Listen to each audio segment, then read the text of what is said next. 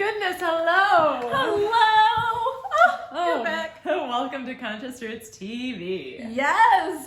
We are bringing you a series of diversity, equity, inclusion, and social justice related video tutorials that will help you lead your most inclusive and least oppressive life. How lucky are you?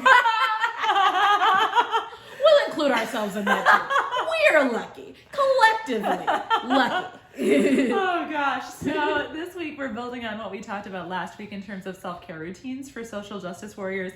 This week our focus is going to be on how to build out specific things that'll help you structure your week in a really intentional and holistic way that will leave you feeling more recharged by the end of the week, by that crucial Friday afternoon time when everybody I know seems to just melt. When all the sprockets start to spring. Right. We'll prevent yours from springing at least, so that's great. So let's get right into it. This is applicable for basically anybody because we all have 7 days in our week. I mean, unless you live in a different galaxy.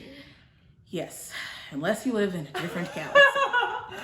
In case you don't, in case you live in the current galaxy, which is how I think you accessed our YouTube, who knows, there are three things that we want you to keep in mind when it comes to structuring the best week for yourself.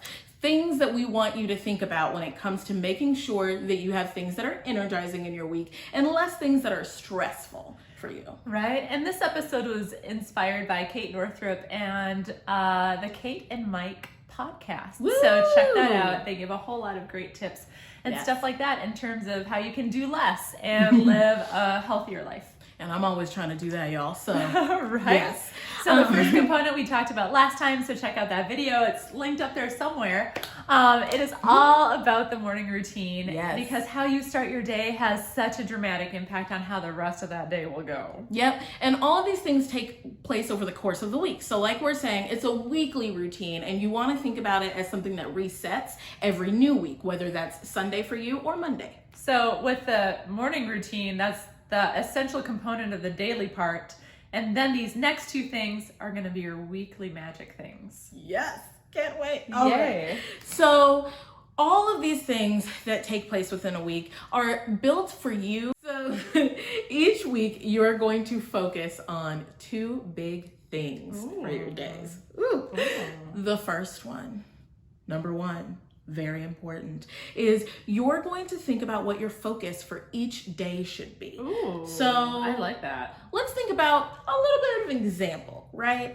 On Mondays, I like to focus on all of my planning. That really helps me start my week off in the right place. Very nice, very nice. I'm a Sunday planner myself. I like to do Love it on it. Sundays. And maybe let's say Fridays. Fridays are my administrative tasks days. So Sure. like doing all the back end of the business stuff, like if I have to do invoicing or have to clean out the inbox, all of that stuff is for Friday because brain power is not quite as high as it is on Monday. So Monday for me is usually content creation and making stuff. They said back end of the business. I love it. Sorry, I couldn't let that one fly us by. So when we think about our focus for the day, it's what is it that will help you feel your best at the end of that day and most naturally fits into your week. So if you're not a Sunday planner or a Monday planner, don't do that. Do what works for you that makes you feel the most powerful and recharged for your week. So part 3, the last part of this is you're going to decide your non-negotiables of each day. So for me personally, my non-negotiable for Mondays, no morning meetings, nothing before noon, because that, like I mentioned before, is my content creation time. I'm designing sessions, workshops, maybe writing scripts for the radio or YouTube videos. Hi. So that's one of my most productive times of the week when I'm fully charged and ready to go. So I want to hold Monday morning sacred because that's when I get so much done. Conversely, you got to draw the line somewhere. And so during the week as we're meeting with different clients, I try to only do a max of 3 meetings back to back if we have to. 2 is ideal. Otherwise, by the end of that 3rd meeting, seriously, not much good is happening in that. Trust me, for neither of us. And I love the way that you made your Monday sound. Like, I feel like I'm going to steal that from you. Like, ooh, no meetings before noon. I like it. For me, what I have is Sundays are my reset days. So because I do a whole lot of my most fun self-care elements, like taking myself for a walk, listening to some of my favorite podcasts, I want to focus on not working. So as much as possible, I pull a rule that on Sunday is a no work day.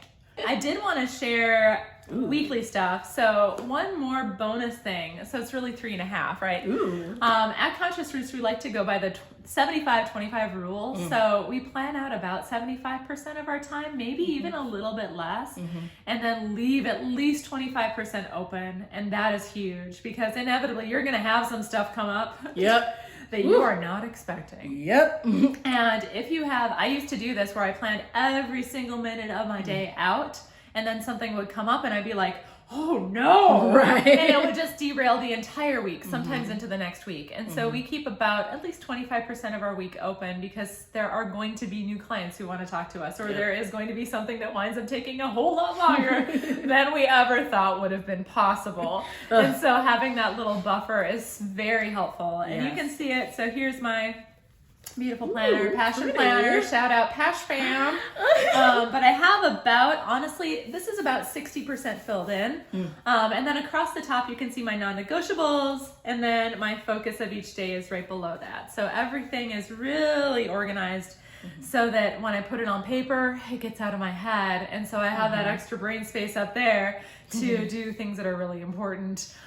Which are not keeping track of all the things that I have to do on a given day, to be totally honest at this that point. part. Oh my gosh. Yes. And I just want to re-emphasize the point that Nady made about having some free time, some wiggle room, if you will, in your days and in your weeks. It's so important because just like they said, sometimes things come up. Life is always going to happen to us that we can't plan for. It's also something that I have found contributes to my emotional well-being, because when those things pop up, I'm less likely to look on myself and say, oh, I didn't leave myself time for that. Oh my goodness. And I get real down on myself about what I should have done or how I should have planned my week, when in actuality, no one can plan for 100% of everything all the time. Oh my gosh. If you could, you'd be like the amazing Kreskin?